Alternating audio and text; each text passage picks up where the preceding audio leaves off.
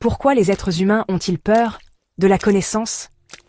Cette question traverse les siècles, et pourtant, elle reste d'une actualité brûlante. Depuis toujours, l'inconnu nous fascine autant qu'il nous effraie. Mais pourquoi cette peur persiste-t-elle, alors même que la connaissance façonne notre monde, nos sociétés et nos vies individuelles? Parce que la connaissance dérange. Elle brise les illusions que nous avons patiemment construites pour nous protéger du doute, de l'incertitude. Elle nous force à regarder en face ce que nous préférerions ignorer. Elle nous confronte à la complexité du monde, à la fragilité de nos certitudes. Elle détruit les mensonges, auxquels on s'accroche depuis toujours.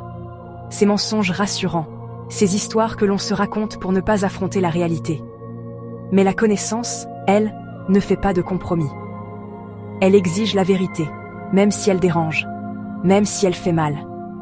Connaître, c'est prendre le risque de ne plus jamais être la même personne. C'est accepter de changer, de laisser derrière soi une partie de ce que l'on croyait être.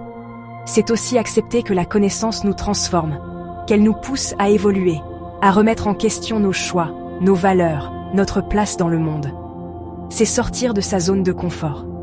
C'est s'aventurer dans l'inconnu, là où tout semble incertain, mais où tout devient possible. La connaissance ouvre des portes, mais elle nous oblige aussi à franchir des seuils, à affronter nos peurs les plus profondes. Et le confort est une prison douce. On s'y enferme sans s'en rendre compte, préférant la sécurité à la liberté. Mais la société, elle aussi, se construit sur ces prisons invisibles, sur ces zones de confort collective qui freinent le progrès, qui limitent l'innovation, qui étouffent la curiosité. Quand tu sais, tu ne peux plus ignorer. Tu deviens responsable de ce que tu as appris, de ce que tu fais avec cette vérité. La connaissance, c'est un pouvoir, mais c'est aussi un fardeau. Elle exige de nous des choix, des engagements, une éthique. Et la responsabilité fait peur.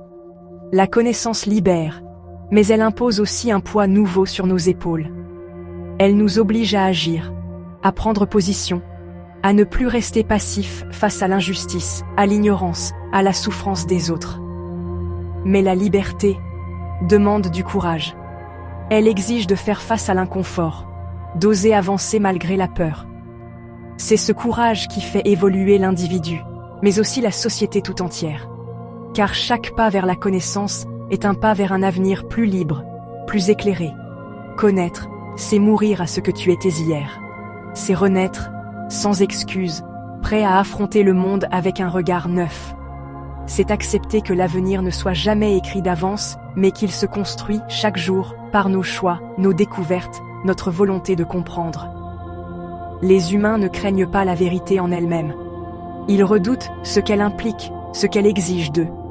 Mais c'est en affrontant cette peur que l'on grandit, que l'on devient pleinement soi-même, et que l'on contribue à bâtir une société plus juste, plus lucide. Ils craignent ce qu'elle exige. L'effort, la remise en question, la capacité à se transformer. Mais c'est ce chemin, difficile et exigeant, qui donne un sens à notre existence, qui nous relie aux autres, qui façonne notre avenir commun.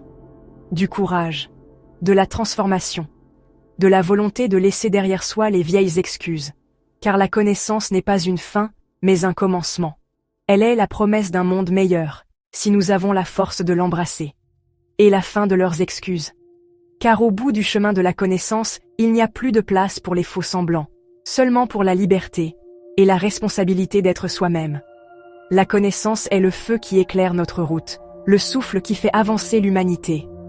Oser la connaître, c'est choisir de ne plus jamais vivre dans l'ombre.